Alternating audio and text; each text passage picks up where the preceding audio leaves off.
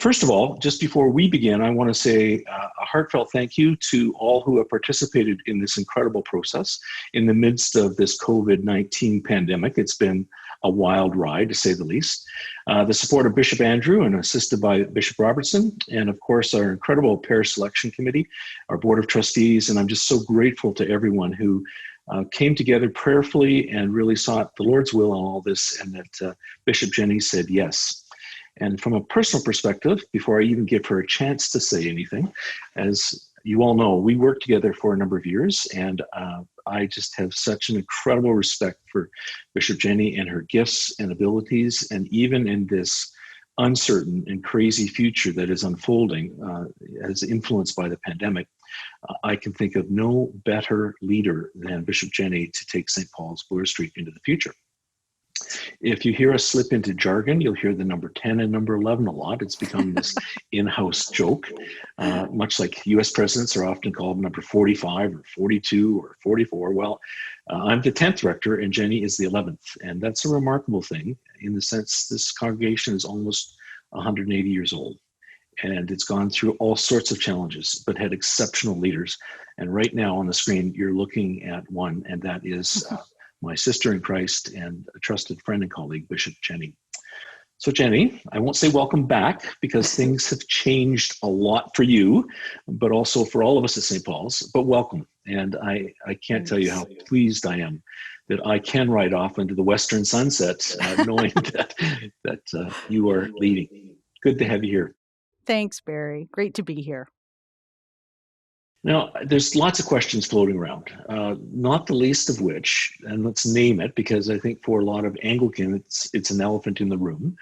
It's relatively rare that a bishop with jurisdictional authority in a diocese then will transition to become an incumbent or rector of a church, regardless, even if St. Paul's, as large as it is, it's a different type of jurisdictional authority. But can you just speak to that, give folks a sense as to how you came to this place, the wrestling and the challenges, and just anything we need to hear about that? Sure, thanks.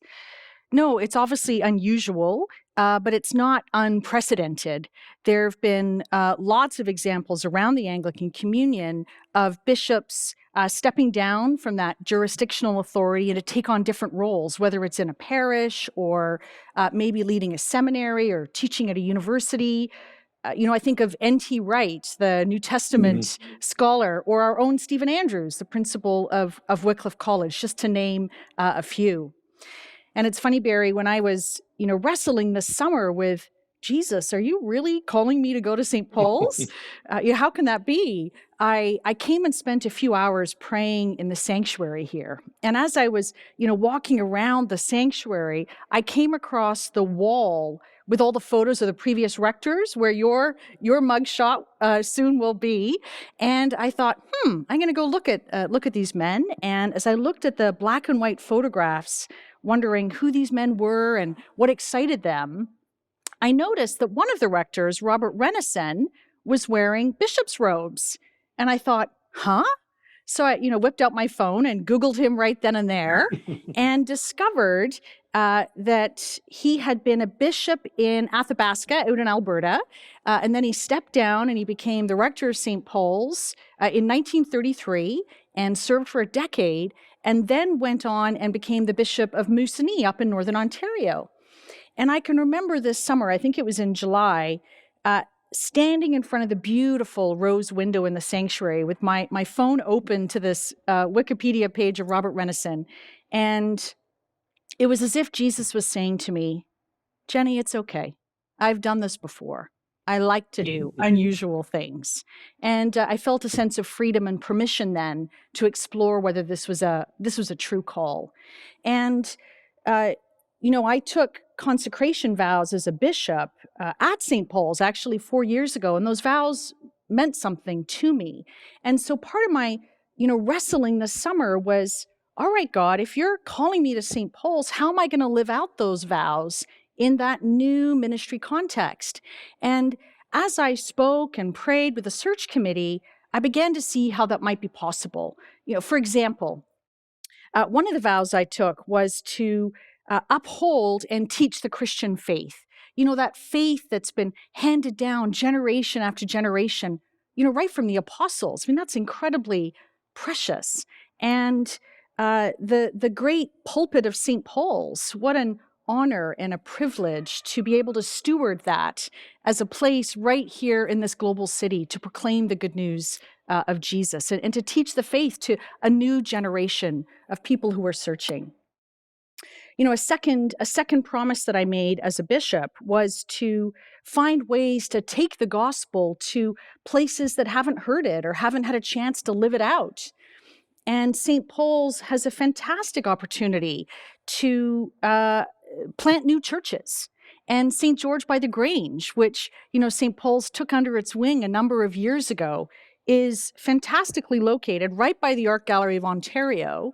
And I'm personally excited about that opportunity of seeking to create a new community of people learning how to follow Jesus, down in the Grange, right in the heart of the city. So I think when I began to see ways for me to be faithful to those vows that I took and walk with the people of St. Paul's, that gave me some freedom to explore this as an unusual but not an unprecedented call. Exactly. Thanks, Jenny. That's just a brilliant response. Because I think sometimes we see things so institutionally, we forget that the Holy Spirit is also part of this Yeah, issue. sure. Unfortunately, it makes it more complicated when the Holy Spirit gets involved. Kind of messy Yes, church. absolutely. Yeah. You were at St. Paul's a number of years ago. I think you left to become rector at St. Clement's about 8 years ago. Tell us a bit, for those who perhaps have never met you or only heard about you, your journey since then, and what's been important to you and what's changed for you and in you. Right. Omnibus question. Sure. Well, to start with, I had enormous fun with the community of St. Clement's. That was a really wonderful time. And, learning with that community how God was calling us to serve that rapidly changing neighborhood of Yonge and Eglinton. There's incredibly busy young families, condos popping up all over the place. And I love a challenge like that. When a city's changing, what is the call of this Christian community to serve it in some new ways? So that was enormous fun, which was terrific. And then, being called to serve as the area bishop of York Credit Valley, it was a huge learning journey for me, and giving spiritual oversight and strategic direction to over 50 congregations in the west end of our city and the western suburbs. And I learned that York Credit Valley is really ethnically diverse and linguistically diverse. And I think it's actually considered the most diverse part of North America. And so this was a wonderful learning for me, and seeing people in the churches from Ghana and Kenya and the Philippines and India and China, you name it. And it's like the Anglican Communion in microcosm. And you know what, Barry? There's actually a church in York Credit Valley where there is a small and growing number of Mongolians who have become Christians. Right? I just love that. And this church now does simultaneous translation of its worship services on Sunday in English and Mongolian. I mean, I think that's fantastic. And I've had a chance to also see the global church as a bishop in the communion. And I've been able to travel to Colombia, to Tanzania, to Kerala in South India. And it has been such a gift to see how the good news of Jesus is changing lives all over the world, regardless of circumstance, regardless of culture. And that's been so encouraging to be reminded of the power of the gospel, regardless of where you are in the world. So I've been stretched and challenged, and it's been a joy to serve as the Bishop of York Credit Valley. And of course, my family has changed a lot in the last 7 years as well. Because we feel duty-bound to feed them on a regular basis, the girls have kept growing. Emma is now 19. She's in second year studying commerce at Queen's, and she has a plan for world domination. Kate is in grade 12. She's a rower, and she is beginning to think about where to apply for university. And Charlotte, who you actually baptized as a baby at St. Paul's, Charlotte's now in grade 10. How did that happen? And she's feeling a little sad this year. The school play, which is her thing, probably won't be happening. And Tim, when he's not being a lawyer, is still a great cook, and he's a warden at St. Clement's, and he loves sharing TikToks between the girls. So on our family group chat every day, there's at least 2 or 3 TikToks that are being sent around the family group chat, often starting with Tim. So those are some of the sort of personal, family, and vocational experiences that have been such a privilege, since I was last at St. Paul's. Hmm. There's just so much to. Thanks for making me feel old, by the way. I just wanted to clarify that. I really appreciate My that. time will come. Don't worry. Looking at St. Paul's Bloor Street, I appreciated in a conversation we had a while ago that you don't look at it as you did 7 years ago, and I think that's a really important thing. Looking ahead, what are the things that excite you? And I know about you've articulated some of it, the passion of reaching people who don't know Jesus, planting churches and so on. But when you look at St. Paul's Bloor Street in particular, especially as we start to emerge from the pandemic, what excites you and what do you see as the challenges there? That's really the $1 million question, right now, both for St. Paul's and all our churches, in the time of COVID-19. And maybe we look at some of the challenges first and then get to what's exciting, because I think they're 2 sides of the same coin. And when I think about where we are right now in the church and St. Paul's in particular, I think it's important to say that we've been here before.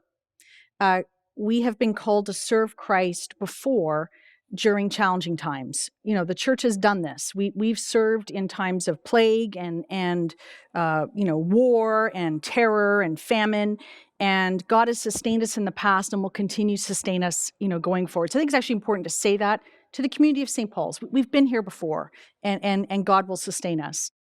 And I also think it's important that we don't think that we need to kind of wait until this is over and life gets back to normal. We're just going to kind of hold our breath until we get back to normal, because life has never been normal, actually. And it's important for St. Paul's and all our churches to remember that.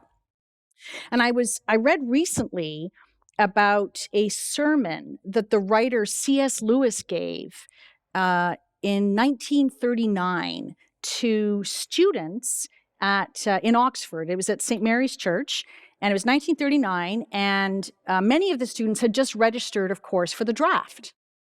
And so Lewis took this opportunity to remind the students that life has never been normal, and that wartime is not an anomalous time in which to live, and that human culture has always had to exist under the shadow of something that feels greater than itself.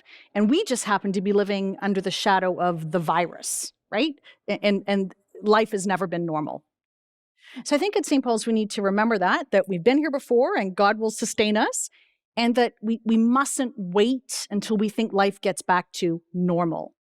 Because I think COVID it's acting as an accelerator for lots of different parts of the life of the church, both the church, capital C, like the big church, but also local churches like St. Paul's. And so we're seeing trends sped up. So some parts of life in local churches are dying and declining quicker because of COVID. And other things, simultaneously, new and exciting opportunities are opening up almost overnight. And I think about a couple of those opportunities that I think are opening up already at St. Paul's and which we can build on. And I can think of 3, just sitting here right now talking to you. And the first is we have an opportunity to reclaim our homes, the places we live, whatever size they are, as places of worship and faith formation. By and large, we've thought as worship as something we do when we go to church on a Sunday morning, Whereas we've been forced to learn how to worship God in our homes. And it's been amazing seeing all the online services popping up all over the place. Morning prayer, evening prayer, nightly compline, with lots of people logging on. I think that's just fantastic. We also, have that chance to be, I think, better equipping parents and grandparents to form their children in the faith and helping parents learn how to disciple their own children to be followers of Jesus. And I know a lot of parents of young families over the last 6 months have wanted to, poke their eyes out with knitting needles on many occasions. However, I think we have a chance right now during this time of the virus to reclaim that opportunity as parents and grandparents to be reading the scriptures with our children, teaching them how to pray, pointing them towards lives of service, lives of sacrifice as followers of Jesus. And thirdly, as you're doing so well here at St. Paul's, this opportunity to offer worship online and evangelism online has just kind of mushroomed overnight. And many churches across the city are finding that local churches are having higher levels of engagement online than they were in person. And that tells us something. I think it tells us a couple of things. It tells us that people are still spiritually hungry. They're still spiritually searching. They've got questions. They find Jesus intriguing. But more people are interested than are willing to come into our buildings. And what is that? What do we have to learn from that? I don't know, but it's certainly a question we have to ask. And certainly at a place like St. Paul's that has such a marvelous, building. So we have to ask ourselves those questions.